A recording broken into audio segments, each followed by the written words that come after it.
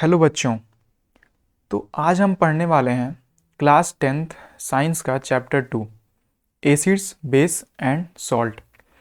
तो ये एक वन शॉट वीडियो होने वाला है।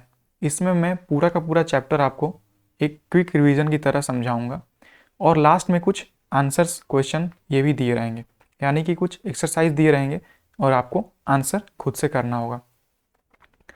तो वीडियो को स्किप मत करना, वीडियो को लास्ट तक देखना आप। और अगर आप चैनल पर नए हो तो चैनल को सब्सक्राइब कर लो, क्योंकि मैं सारे चैप्टर का ऐसे ही वन शॉट वीडियो यहाँ पे प्रोवाइड कराने वाला हूँ। और ना सिर्फ साइंस का बल्कि मैथ्स का भी आपको वन शॉट वीडियो और सॉल्यूशंस मिलते रहेंगे। तो चलिए आज का चैप्टर शुरू करते हैं। तो हमारा जो चैप्टर का नाम है एसिड्स बेस एंड सॉल्ट्स।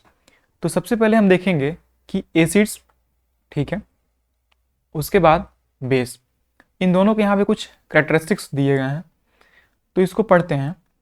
तो सबसे पहले एसिड का पढ़ते हैं। एसिड सॉर इन टेस्ट। सॉर मतलब क्या होता है? जो एसिड का टेस्ट होता है वो खट्टा होता है, ठीक है। Change the blue litmus to red. Litmus paper market में आता है जिसको कि एसिड बेस टेस्ट करने के लिए यूज किया जाता है। तो ये जो एसिड होता है वो ब्लू लिटमस को रेड में कन्वर्ट कर देता है, ठीक। यहाँ पे कुछ एग्जाम्पल्स दिए गए हैं, जैसे कि HCl hydrochloric acid, sulphuric acid H2SO4, nitric acid HNO3, acetic acid CH3 COOH। Okay, उसके बाद बात करते हैं बेस की। तो बेस का टेस्ट कैसा होता है? तो बिटर इन टेस्ट, मतलब कि ये हल्का तीखा टाइप का होता है। ओके, वैसे तो किसी ने टेस्ट किया नहीं है, हमने तो टेस्ट नहीं किया है। तो ये बिटर टेस्ट होता है। उसके बाद change red litmus to blue. तो ये जो लिटमस पेपर होता है तो रेड लिटमस को ये ब्लू में कन्वर्ट कर देता है, ओके। उसके बाद यहाँ पे एग्जाम्पल दिए गए हैं। Sodium hydroxide NaOH, potassium hydroxide KOH and calcium hydroxide CaOH whole twice, ammonium hydroxide NH4OH, ठीक है।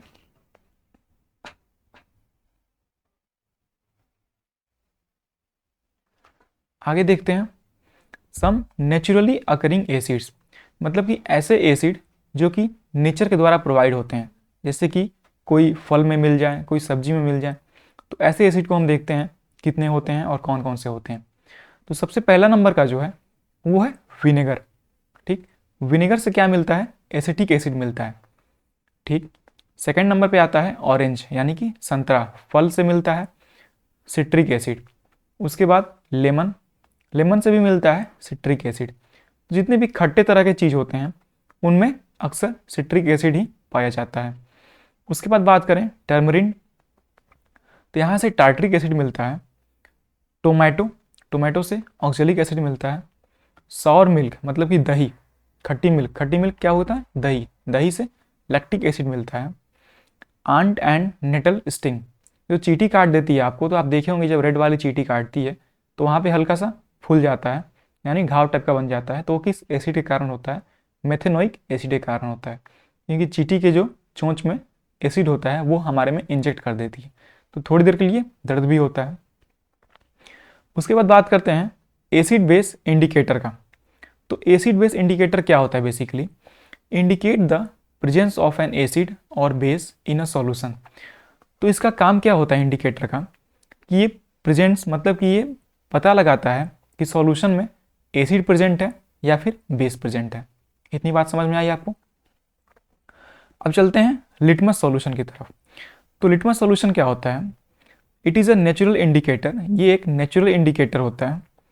It is purple dye extracted from lichen. इसका जो कलर होता है वो पर्पल होता है, और एक्सट्रैक्ट मतलब कि निकाला जाता है इसको लीचेन से। लीचेन एक तरह का पौधा होता है, ठीक। Other examples are red cabbage and coloured petals of petunia and turmeric. Turmeric मतलब हल्दी होता है, ओके। उसके बाद देखते हैं नेक्स्ट इंडिकेटर कौन सा है। Olfactory indicator shows odour change in acidic और basic media. Example onion and clove. तो ऑर्डर मतलब क्या होता है? ऑर्डर मतलब स्मेल होता है, ठीक है। तो ये चेंज होता है एसिड और बेस मीडियम में, जैसे कि ऑनियन मतलब कि प्याज और क्लोव मतलब लौंग, ठीक है। तो यहाँ पे आपको क्लियर हुआ होगा कि जो एसिड बेस इंडिकेटर हैं ये दो तरह के हो सकते हैं, एक तो नेचुरल हो सकता है, एक सिंथेटिक हो सकता है। तो नेचुरल ऐसे इंडिकेटर होंगे जो कि नेचर के द्वारा प्रोवाइड किए जाते हैं, और सिंथेटिक ऐसा होगा जिसको कि बनाया जाता है, जैसे कि लिटमस पेपर जो है वो सिंथेटिक हो जाएगा। ओके, अब बात करते हैं नेक्स्ट स्लाइड की। तो यहाँ पे देखिए, यहाँ पर एसिड बेस इंडिकेटर दिया हुआ है कुछ, इसको चलिए हम लोग पढ़ते हैं और समझते हैं। यहाँ पे नेम ऑफ इंडिकेटर दिया गया है, यहाँ पे कलर चेंज विथ एसिड दिया गया है, और कलर चेंज विथ बेस दिया गया है। तो सबसे पहले बात करते हैं ब्लू लिटमस सॉल्यूशन। तो ब्लू लिटमस सॉल्यूशन जो होगा, तो एसिड के साथ कौन सा कलर देगा? रेड कलर देगा, और बेस के साथ कोई चेंज नहीं होगा, मतलब कलर चेंज नहीं होगा। उसके बाद बात करते हैं रेड लिटमस सॉल्यूशन का। तो इसमें एसिड के साथ कोई चेंज नहीं होगा, लेकिन बेस के साथ ये कौन सा कलर देगा? ब्लू कलर देगा। तो आप इसको ऐसे भी याद कर सकते हैं कि जो बेस है, तो बेस का जो स्टार्टिंग वर्ड है वो क्या है? बी है। तो बी से बेस और बी से ब्लू। आप इसको याद करने का एक तरीका हो सकता है, एक ट्रिक हो सकता है कि जो बेस होता है वो लिटमस को रेड से ब्लू में कन्वर्ट करता है, मतलब कि ब्लू बन जाता है। तो बी से बेस हो गया और बी से ब्लू हो गया। तो आप इसको एज ए ट्रिक याद कर सकते हैं। और एसिड के लिए जो ब्लू नहीं है मतलब कि रेड है, तो रेड में कन्वर्ट कौन करता है? एसिड करता है, ठीक। उसके बाद बात करते हैं टर्मरिक। तो टर्मरिक क्या करता है? एसिड के साथ नो चेंज देता है, और बेस के साथ क्या करता है? रेड कलर देता है। मिथाइल ऑरेंज, ये एक सिंथेसिस किया हुआ इंडिकेटर होता है, मतलब कि नेचुरल नहीं होता है। तो ये रेड देता है एसिड के साथ, और येलो देता है बेस के साथ। उसके बाद बात करते हैं फिनोल्फ्थलीन, जो कि खुद का कलरलेस होता है, इसका कोई कलर नहीं होता है। वो एसिड के साथ कोई कलर चेंज नहीं करता है, और बेस के साथ पिंक कलर देता है। ओके, इतनी बात क्लियर हो गई। तो अगर इंडिकेटर का नेम करके एक एग्जाम में आता है, तो आप इन पांचों को वहाँ पे मेंशन कर सकते हैं, और उनका बिहेवियर मेंशन कर सकते हैं कि एसिड के साथ क्या होता है और बेस के साथ क्या होता है।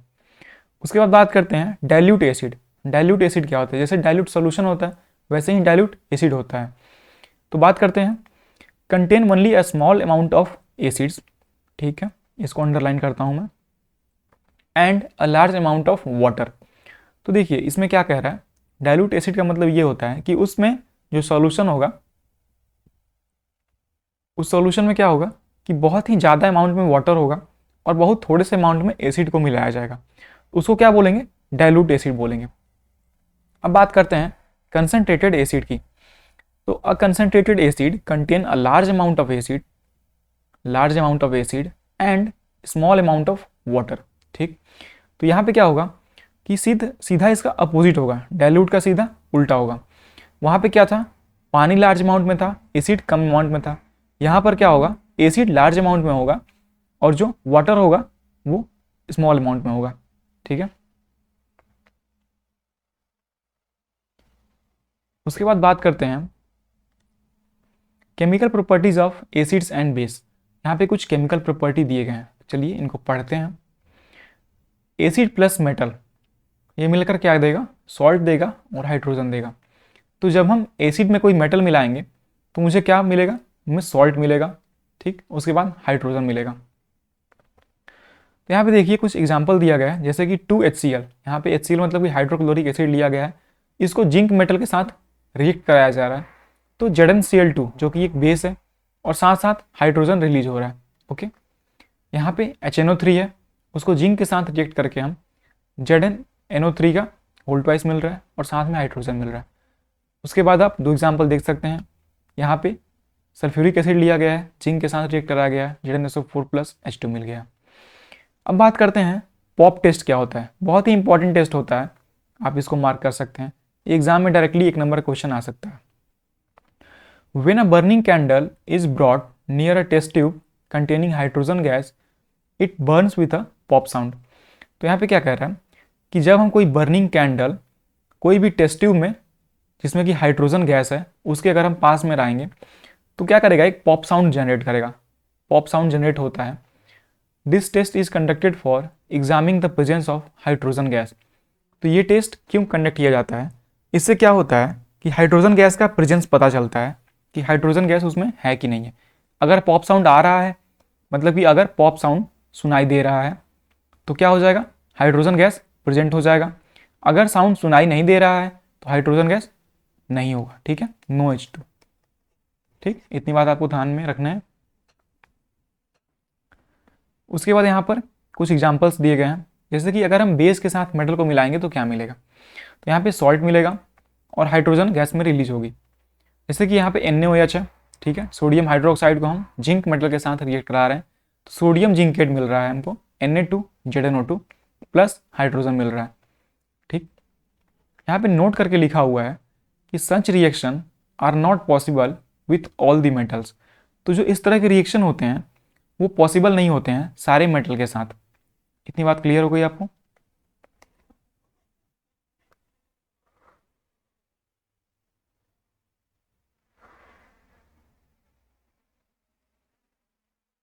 ठीक है, चलिए इसको मैं अंडरलाइन कर देता हूँ, हाइड्रोजन गैस।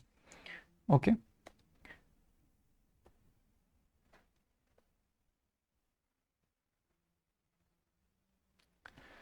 तो यहाँ पे नेक्स्ट जो है वो है actions of acids with metal carbonate, ठीक है, एंड मेटल बाइकार्बोनेट। तो यहाँ पे देखिए, अगर मेटल कार्बोनेट है उसको हम एसिड के साथ रिजेक्ट कराएंगे तो क्या मिलेगा, सॉल्ट मिलेगा, कार्बन डाइऑक्साइड मिलेगा और वाटर मिलेगा। चलिए एक एग्जांपल को देखते हैं। यहाँ पे सोडियम बाइकार्बोनेट लिया गया है, उसको एसिड के साथ मिलाया गया है, ठीक है। यहाँ पे सोडियम कार्बोनेट लिया गया है, ठीक, सोडियम कार्बोनेट लिया गया है, उसको एसिड के HCl के साथ मिलाया जा रहा है, तो NaCl मिल रहा है प्लस वाटर मिल रहा है प्लस CO2 गैस मिल रहा है। ठीक उसी तरह से अगर मेटल बाइकार्बोनेट लेते हैं, बाइकार्बोनेट मतलब कि HCO3, ठीक है, इसका मतलब होता है CO3, इसका मतलब होता है HCO3, ठीक। तो अगर हम मेटल बाइकार्बोनेट को एसिड के साथ रिएक्ट कराएंगे तो सॉल्ट मिलेगा, कार्बन डाइऑक्साइड मिलेगा और वाटर मिलेगा, ठीक है।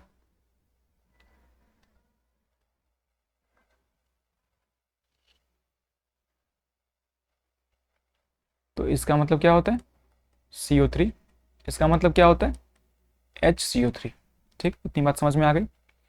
उसके बाद बात करते हैं लाइम वाटर टेस्ट का। On passing the CO2 gas evolve through lime water. तो यहाँ पे देखिए, यहाँ पे लाइम वाटर लिया गया है, CaOH whole twice aqueous solution में है। उसके बाद CO2 से इसको रिएक्ट करा रहे हैं तो यहाँ पे CaCO3 बन रहा है और वाटर बन रहा है। तो CaCO3 क्या है, एक वाइट प्रेसिपिटेट है, ठीक। उसके बाद बात करते हैं on passing excess CO2 the following reaction takes place. यहाँ पे क्या है, कंट्रोल्ड अमाउंट ऑफ CO2 को हम ले रहे हैं, लेकिन अगर इसी रिएक्शन में अगर हम एक्सेस अमाउंट ऑफ CO2 डाल देंगे तो क्या होगा। तो देखिए CaCO3 है प्लस H2 है प्लस CO2 है, तो ये CO2 जो होगा वो प्रोडक्ट के साथ रिएक्ट कर जाएगा, यहाँ पे जो प्रोडक्ट मिल रहा है ना उसके साथ रिएक्ट कर जाएगा और यहाँ पे एक सोल्यूबल तैयार हो जाएगा, ठीक है। यहाँ पे इसको आप मार्क कर लीजिएगा, यहाँ पे ये सोल्यूबल बन के तैयार हो जाएगा। उसके बाद बात करते हैं न्यूट्रलाइजेशन रिएक्शन का, ठीक है। तो ये एक बहुत ही इंपॉर्टेंट रिएक्शन है, ठीक, ये बहुत ही इंपॉर्टेंट रिएक्शन है। तो यहाँ पे एक बेस होता है, एसिड होता है, एसिड और बेस को जब हम मिलाते हैं तो क्या बनता है, सॉल्ट बनता है और वाटर बनता है। इतनी बात क्लियर हो गई। यहाँ पे देखिए, यहाँ पे सोडियम हाइड्रोक्साइड एक बेस है, ठीक। उसके बाद यहाँ पे हम HCl से उसको रिएक्ट करा रहे हैं तो मुझे NaCl मिल रहा है और वाटर मिल रहा है। तो neutralisation reaction takes place when the effect of a base is nullified by an acid and vice versa to given salt and water. तो यहाँ पे न्यूट्रलाइजेशन रिएक्शन का मतलब ये होता है कि ये तभी टेक्स प्लेस, मतलब कि तभी ये रिएक्शन परफॉर्म होगा जब इफेक्ट ऑफ बेस क्या होगा, एसिड के द्वारा नलिफाई मतलब कि न्यूट्रल कर दिया जाएगा। मतलब कि मान लीजिए यहाँ पे एसिड मिलाया गया और बेस मिलाया गया, इन दोनों का जो नेट रिजल्ट है वो जीरो है, मतलब कि ना ही एसिडिक हुआ ना ही बेसिक हुआ, तो यहाँ पे क्या फॉर्म होगा, यहाँ पे साल्ट का फॉर्मेशन होगा।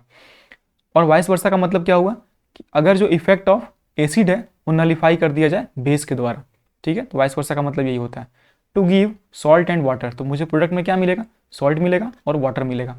इतनी बात क्लियर हो गई। Reactions of metal oxide with acids. तो देखिए यहाँ पे मेटल ऑक्साइड है, इसको हम एसिड के साथ रिएक्ट कराएंगे तो क्या मिलेगा, मुझे सॉल्ट मिलेगा और वाटर मिलेगा। यहाँ पे एग्जाम्पल दिया गया है CuO मतलब कि कॉपर ऑक्साइड को हम हाइड्रोक्लोरिक एसिड से रिएक्ट करा रहे हैं तो मुझे क्या मिल रहा है, copper chloride CuCl2 plus water मिल रहा है मुझे। ठीक है, नेक्स्ट बात करते हैं। यहाँ पे एक नोट दिया गया है, वो नोट क्या है, appearance of blue green colour of the solution because of formation of CuCl2। ठीक, मतलब कि appearance of blue green colour of solution because of formation of CuCl2। जो इसका सॉल्यूशन बनेगा उसका जो कलर होगा वो ब्लू ग्रीन होगा, और वो क्यों होगा, क्योंकि CuCl2 का फॉर्मेशन हो रहा है। ठीक है, इसका जो कलर होता है वो ये होता है। आपको बात समझ में आ गई होगी। Metal oxides are said to be basic oxides because they give salt and water on reacting with acids. ठीक है, तो जो मेटल ऑक्साइड होता है वो एक बेसिक ऑक्साइड होता है। इसका नेचर कैसा होता है, बेसिक होता है। कोई आपसे अगर ये पूछे कि मेटल ऑक्साइड का नेचर कैसा होगा तो वो बेसिक इन नेचर होगा। ठीक, मैं यहाँ पे लिख देता हूँ, मेटल ऑक्साइड्स का जो नेचर होगा वो कैसा होगा, वो बेसिक नेचर होगा। उसके बाद बात करते हैं reaction of non metallic acid, reaction of non metallic acid with base. तो यहाँ पे एक नॉन मेटेलिक ऑक्साइड है, ठीक है, उसको हम बेस के साथ रिएक्ट करा रहे हैं तो क्या मिलेगा, सॉल्ट मिलेगा और वाटर मिलेगा। तो यहाँ पे देखिए एक नॉन मेटेलिक ऑक्साइड लिया गया है, ठीक है, उसके बाद हम एक बेस के साथ रिएक्ट करा रहे हैं इसको, तो यहाँ पे सॉल्ट मिला और वाटर मिल गया।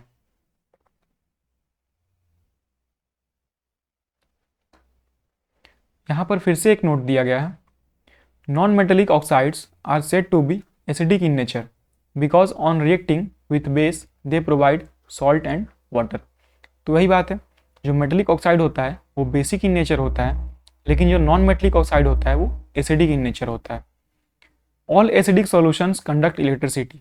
जितने भी एसिडिक सॉल्यूशन होते हैं वो इलेक्ट्रिसिटी कंडक्ट करते हैं, मतलब कि उनके थ्रू इलेक्ट्रिसिटी पास होती है। Blowing of bulb indicate that there is a flow of electric charge through solution. ठीक, यहाँ पे इसको मार्क करिएगा। अब आगे देखते हैं एसिड्स और base in a water solution. ठीक, acids produce H+ ion in the presence of water. मतलब कि जो एसिड होता है अगर उसको वाटर के प्रेजेंस में हम रिएक्ट कराते हैं तो वो H+ आयन प्रोड्यूस करता है। जैसे कि देखिए ये HCl क्या है, हाइड्रोक्लोरिक एसिड है, इसको हम वाटर के प्रेजेंस में रिएक्ट कराएं तो ये क्या बन गया, H3O+ बन गया और Cl- बन गया। H3O+ क्या होता है, हाइड्रोनियम आयन होता है। ठीक, तो यहाँ पे दिया गया है कि H+ ion can not exist alone, it exist as H+ और H+ एक्वस और H3O+ हाइड्रोनियम आयन।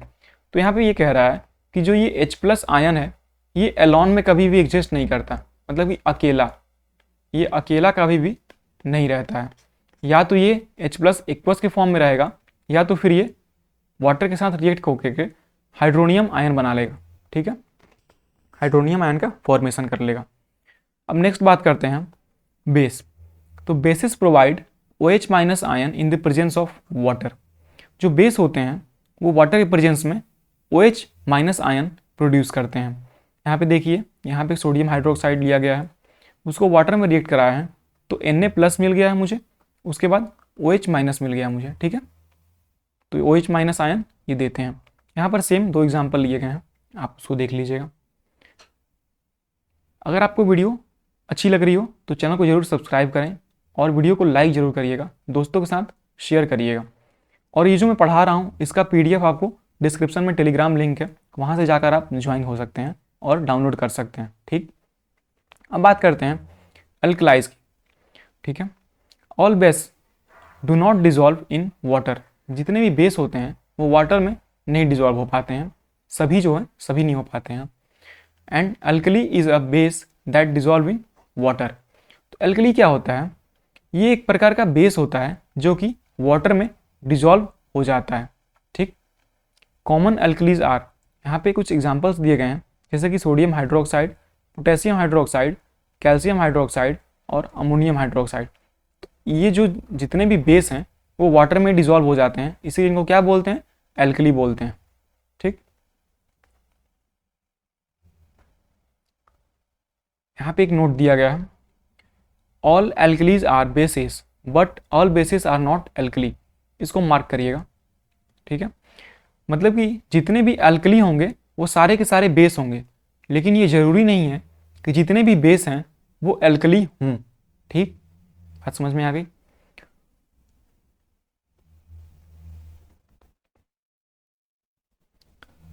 नेक्स्ट बात करते हैं, व्हेन एन एसिड और अ base is mixed with water they become dilute.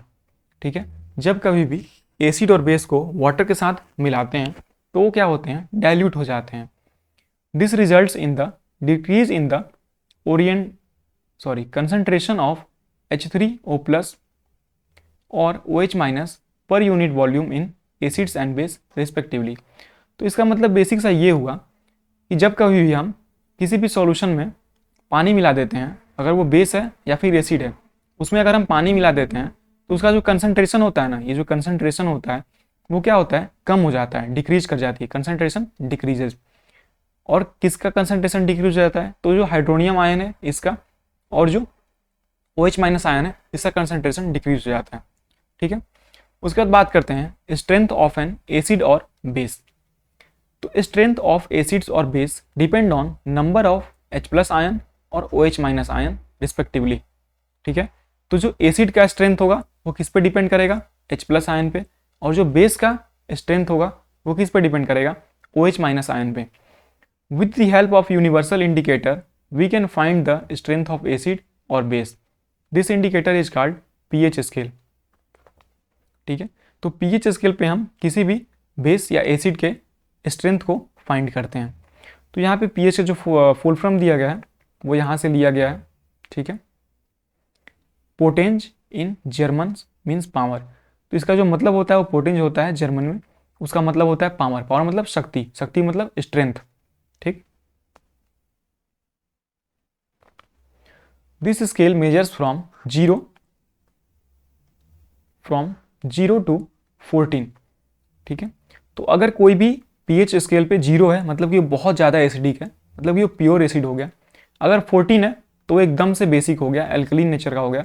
अगर 7 है तो वो न्यूट्रल का है, ना तो वो बेसिक है ना ही वो एसिडिक है। और जो वाटर होता है वो एक न्यूट्रल क्वांटिटी होती है। ठीक है, तो यहाँ पे वेरिएशन ऑफ pH का एक चार्ट दिया गया है, आप इसको देख सकते हैं। ये चार्ट इंपॉर्टेंट हो जाता है क्योंकि यहाँ पे देखिए, यहाँ पे जब 0 रहेगा तो हाईली एसिडिक होगा। ठीक है, और H प्लस का कंसनट्रेशन होगा वो बहुत ज़्यादा होगा और OH माइनस का कंसनट्रेशन बहुत ही कम होगा। ठीक, इसी तरह से आप जब नीचे आएंगे देखिए 7 पे क्या होता है, न्यूट्रल हो जाता है, 7 पे न्यूट्रल हो गया और दोनों कंसनट्रेशन जो होगा वो इक्वल होता है।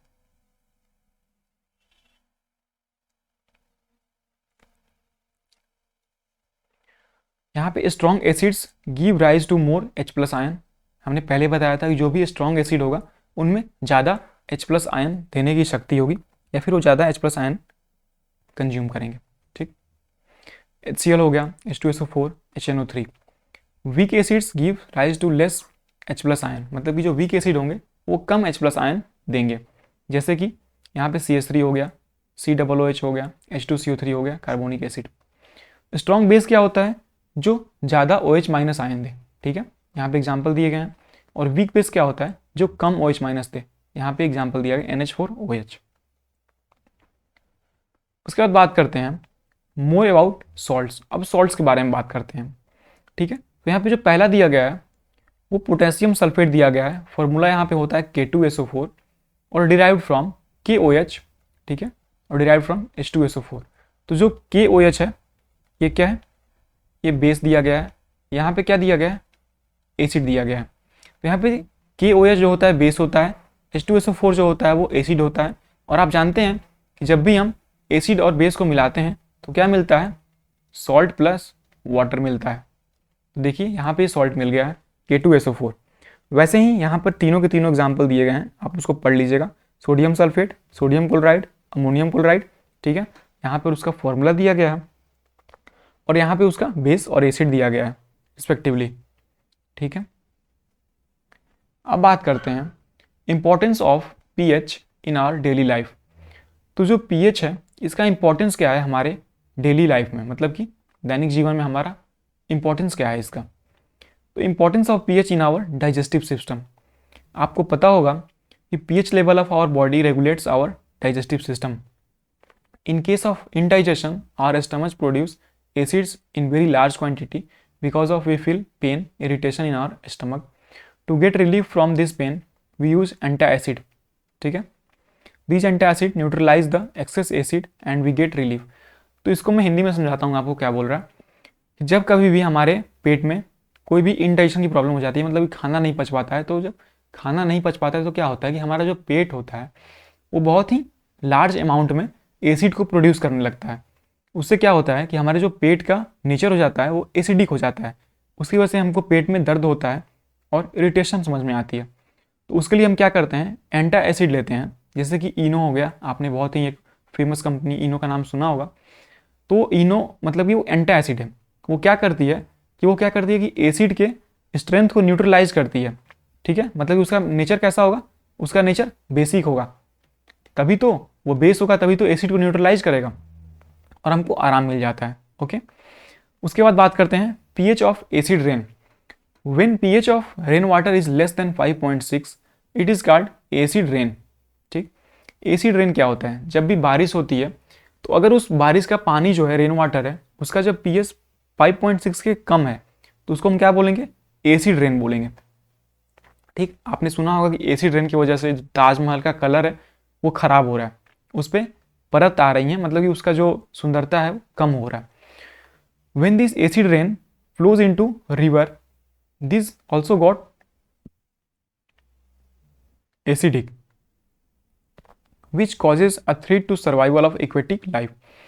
इसका मतलब ये हुआ कि जब एसिड रेन का बारिश होता है तो ये बारिश का पानी क्या होता है कि नदी में जाता है, तालाब में जाता है, तो और रिवर में जब जाता है तो रिवर की जो पानी होती है वो भी एसिडिक हो जाती है।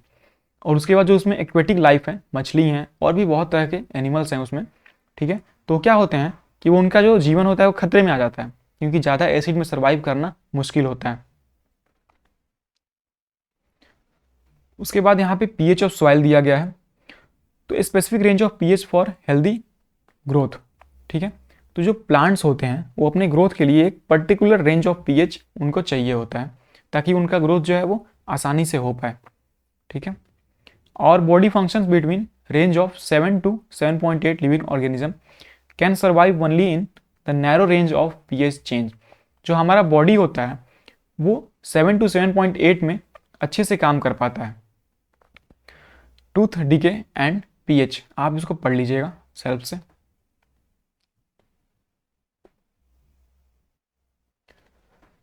तो यहाँ पे देखिए न्यूट्रल सॉल्ट दिए गए हैं। न्यूट्रल सॉल्ट मतलब कि उनका जो नेचर है वो ना तो एसिडिक है और ना ही बेस है।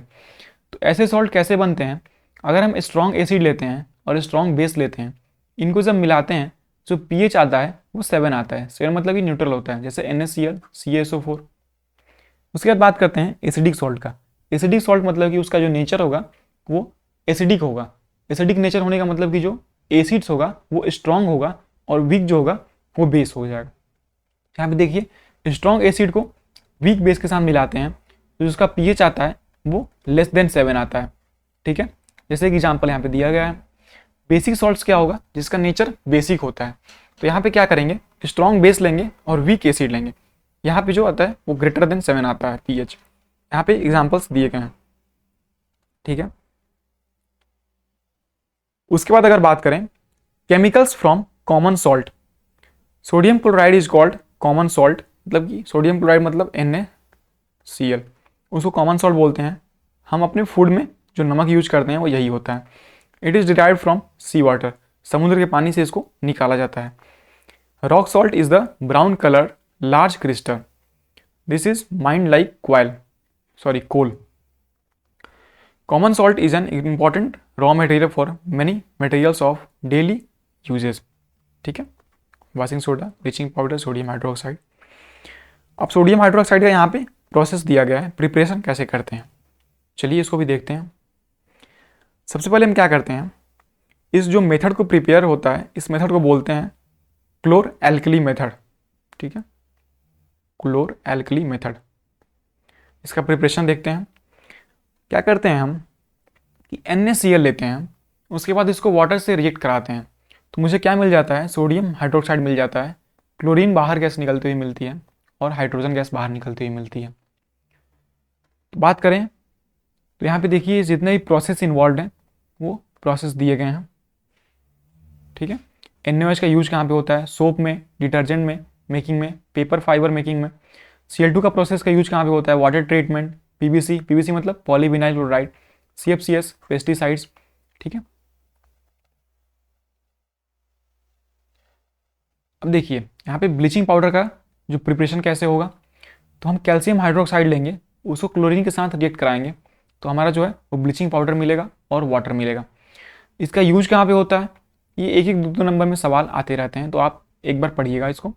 टेक्सटाइल में यूज होता है, फैक्ट्रीज में, लॉन्ड्री में, यूज एज डिसइंफेक्टेंट, ठीक है।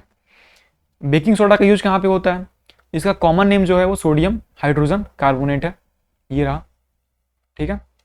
प्रिपरेशन कैसे होता है, NaCl को अगर हम वाटर, कार्बन डाइऑक्साइड और अमोनिया के साथ रिएक्ट कराएंगे तो हमारा जो है सोडियम हाइड्रोजन कार्बोनेट मिल जाएगा। और अगर हम सोडियम हाइड्रोजन कार्बोनेट को रिएक्ट हीट करते हैं तो क्या मिलेगा, सोडियम कार्बोनेट मिलेगा, उसके बाद वाटर मिलेगा, CO2 गैस बाहर निकलेगी। CO2 gas produced causes dough to rise and make cakes, pastries and spongy, इसका यूज दिया गया है, ठीक है। Uses in household, ingredients of antacids, making baking powder, ये सब यूज दिए गए हैं, आप इनको पढ़िएगा। उसके बाद बात करते हैं वॉशिंग सोडा का। इसका प्रिपरेशन कैसे होता है, रिक्रिस्टलाइजेशन ऑफ सोडियम कार्बोनेट, ठीक। तो सोडियम कार्बोनेट यहाँ पे लिया गया है, इसको हम वाटर से रिएक्ट कराएंगे in the form of crystals, ठीक है, और हीट दे करके, यहाँ पे हीट दे रहे हैं, तो Na2CO3 मिलेगा dot 10H2O।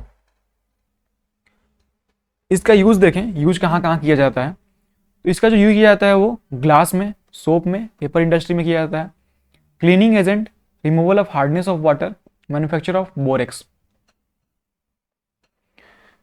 Water of crystallisation क्या होता है, water of crystallisation fixed number of water molecule present in one formula unit of salt, मतलब कि एक सॉल्ट के फॉर्मूला यूनिट में कितने number of water molecule present हैं उनको हम बोलते हैं वाटर ऑफ क्रिस्टलाइजेशन। जैसे कि on heating copper sulphate crystals water droplets appear, formula of hydrated copper sulphate is this, मतलब यहाँ पे 5 H2O प्रेजेंट है, तो वाटर ऑफ क्रिस्टलाइजेशन क्या हो जाएगा, 5 हो जाएगा, ठीक है। उसके बाद gypsum also contain water of crystallisation, तो ये फॉर्मूला ऑफ जिप्सम होता है COSO4.2H2O, तो इसमें 2 वाटर मॉलिक्यूल्स हैं। On heating gypsum at 373 kelvin it becomes CaSO4.12H2O, it is called plaster of Paris, इसको हम POP के नाम से भी जानते हैं।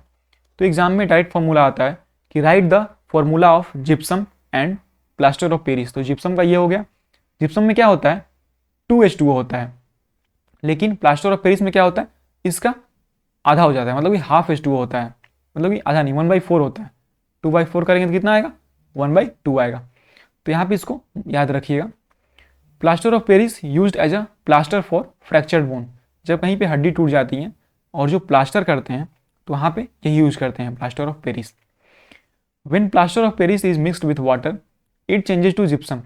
अब देखिए प्लास्टर ऑफ पेरिस में अगर हम वाटर मिला देते हैं तो क्या बन जाता है, फिर से वो जिप्सम बन जाता है, ठीक। फिर प्लास्टर ऑफ पेरिस का यूज दिया गया है making toys, decorative material, smooth surface. उसके बाद अगर बात करें तो यहाँ पे कुछ क्वेश्चंस दिए गए हैं आपको एक्सरसाइज के लिए, जो कि 1 मार्क के क्वेश्चन भी हैं, 2 मार्क के भी हैं, 5 मार्क के भी हैं। तो जो पहला क्वेश्चन है आप इसको वेरी शॉर्ट आंसर है, इसको पढ़िएगा, आंसर करिएगा, और जो कुछ भी डाउट आएगा आप कमेंट सेक्शन में हमसे पूछ सकते हैं। जैसे कि देखिए बहुत ही सिंपल है, chemical name of bleaching powder, ठीक।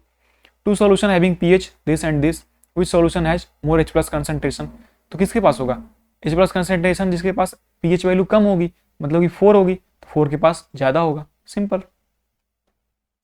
उसके बाद ये सब सारे क्वेश्चंस दिए गए हैं, ये जितने भी क्वेश्चंस हैं मैं इसका PDF डिस्क्रिप्शन में टेलीग्राम लिंक है, आप वहाँ से डाउनलोड कर सकते हैं। ठीक है, मैं वहाँ पे आपको प्रोवाइड करा दूंगा। ठीक,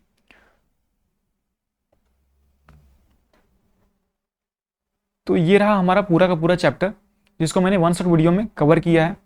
वीडियो कैसा लगा आपको कमेंट सेक्शन में बताना होगा, और जो कुछ भी डाउट होगा आप पूछ सकते हैं। नेक्स्ट वीडियो में हम डिस्कस करेंगे नेक्स्ट चैप्टर को। धन्यवाद।